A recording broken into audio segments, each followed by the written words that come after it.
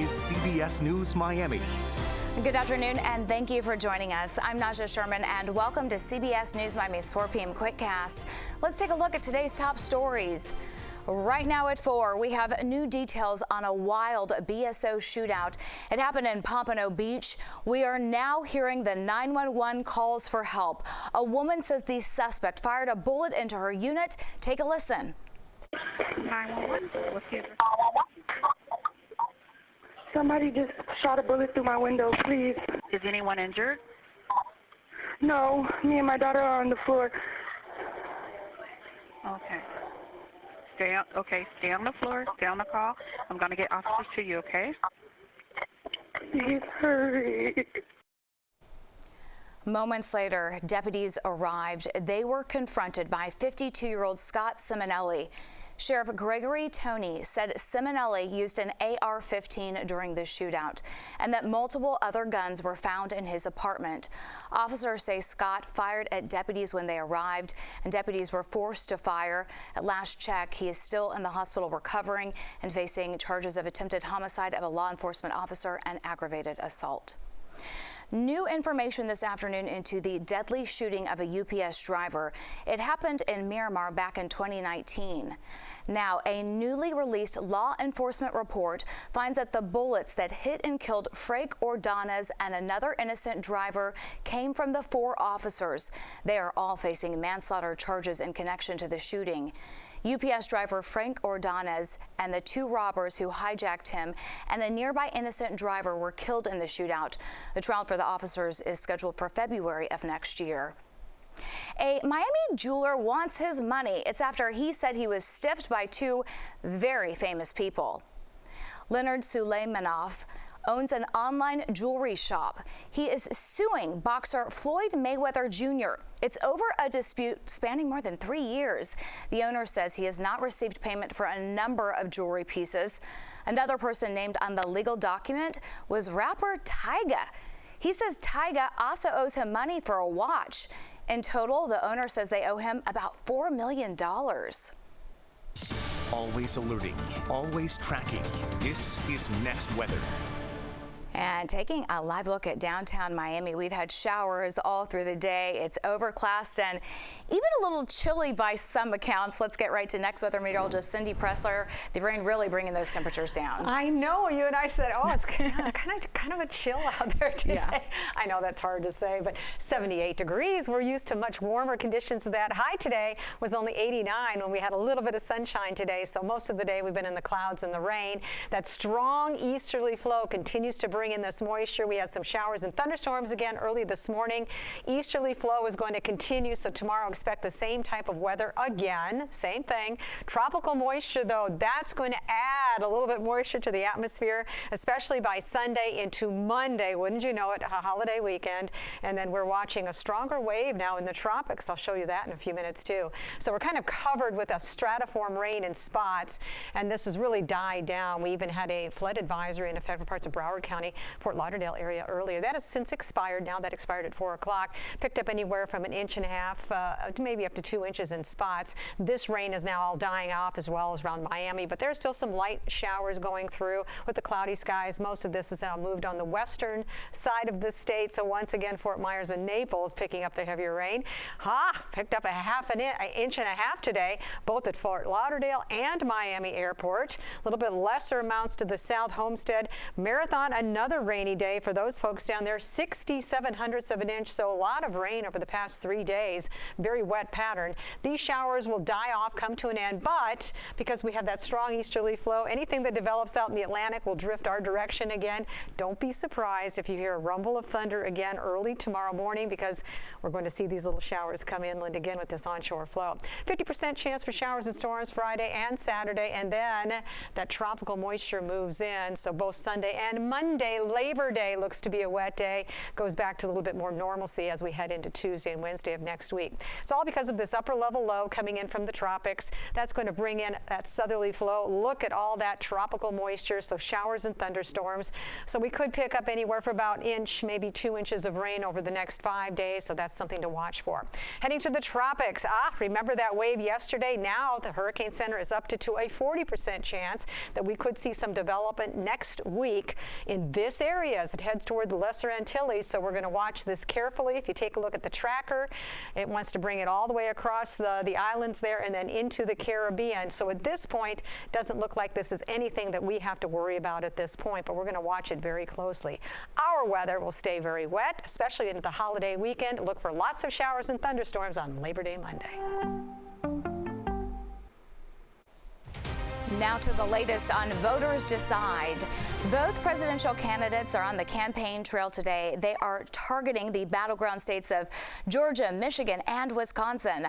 Vice President Kamala Harris, who has avoided answering many questions from the press, is doing an interview for the first time since President Biden stepped aside. Natalie Brown has more details from Washington, D.C. As Vice President Kamala Harris wraps up her Southern Georgia bus tour, she and running mate Tim Walz sat down with CNN. It's her first major television interview since announcing her run for the White House. Thank you. Former President Donald Trump has attacked Harris for not doing the interview live and for having Governor Walz by her side. This afternoon, I'm laying out my plan. Trump is also focusing on the economy, saying he wants the U.S. to be the cryptocurrency capital of the world. Sounds like we've got some fans and some haters. Trump's running mate, Senator J.D. Vance, today addressed firefighters in Boston at the same union convention Governor Walz spoke to Wednesday. President Trump and I are proud to be the most pro-worker Republican ticket in history, and I want to talk about why we're fighting for working people, why we're going to fight for unions and non-union alike. Vance told the crowd the Trump ticket will fight for their support whether or not they get it. Natalie Brand, CBS News, Washington.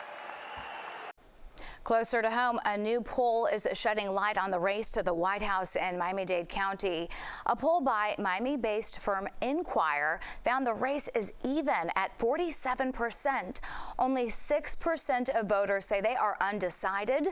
Miami-Dade County has long been a Democratic stronghold in the state. But according to the poll, Trump could be on track to win the county for the first time for a Republican since 1988. Now to the latest on the crisis in Venezuela.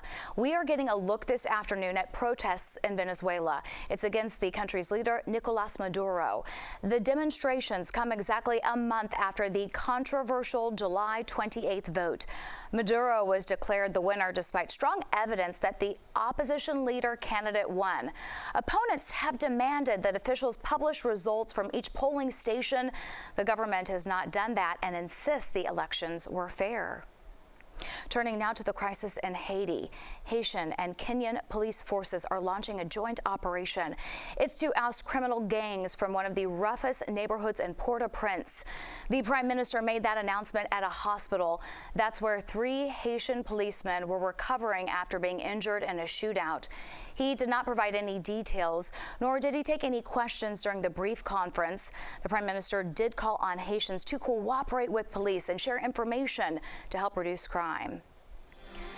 When we come back, more deaths reported after a listeria outbreak. What you need to know before you head to the store. Next. Welcome back. This afternoon, the Centers for Disease Control and Prevention says at least 9 people have died, including 1 here in Florida, in the country's largest listeria outbreak in more than a decade. Newly released federal records show USDA inspectors turned up nearly 70 violations at a Boar's Head plant in Virginia over the past year. That includes mildew, black mold, and numerous insects. The company has recalled more than 7 million pounds of deli meat. Sue Fleming became violently ill after eating a liverwurst sandwich. She was hospitalized for 9 days and spent another 11 in rehab. I was concerned, literally, that my bones were going to fly out of my body. That's how violent the shakes were. There's a human cost to this. When the food company you know, if they don't do their job properly, okay. People die. The couple is now suing Boar's Head. Listeria infections can cause flu-like symptoms, usually within 2 weeks of eating the tainted foods. The holiday weekend is almost here, and safety will be top priority even amid the busy travel rush. TSA is expected to screen a record-breaking 17 million people through Wednesday, September 4th. According to TSA, the busiest travel day will be tomorrow. That's when nearly 3 million people are expected to be screened through airports. Prices at the pump may also help if you're driving this weekend. The average cost for a gallon of gas is down around 30 cents from last year. Some pretty pooches are looking for their forever home. Earlier today, the Miami-Dade Police Department brought their therapy dogs to CBS Miami Studios, and our Maribel Rodriguez got the chance to spend some time with them.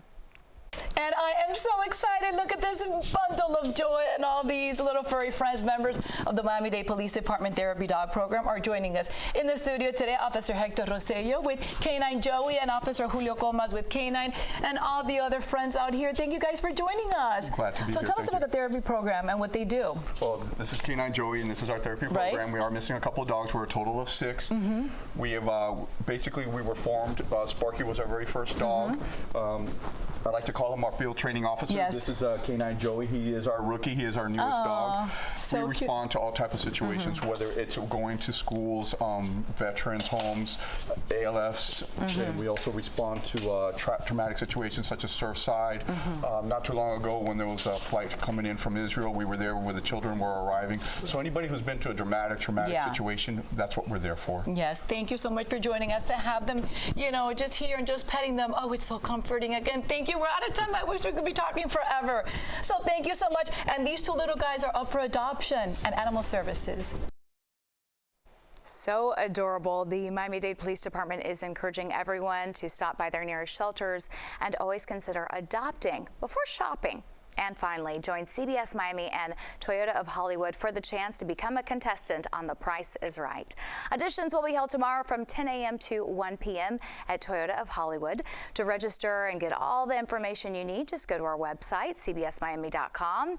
And when you come on down, you'll also get the chance to meet our CBS Miami morning team. They will all be there tomorrow morning. That's your CBS News Miami Quickcast. I'm Naja Sherman. Stay tuned for more news right here on CBS News Miami, and have a wonderful day.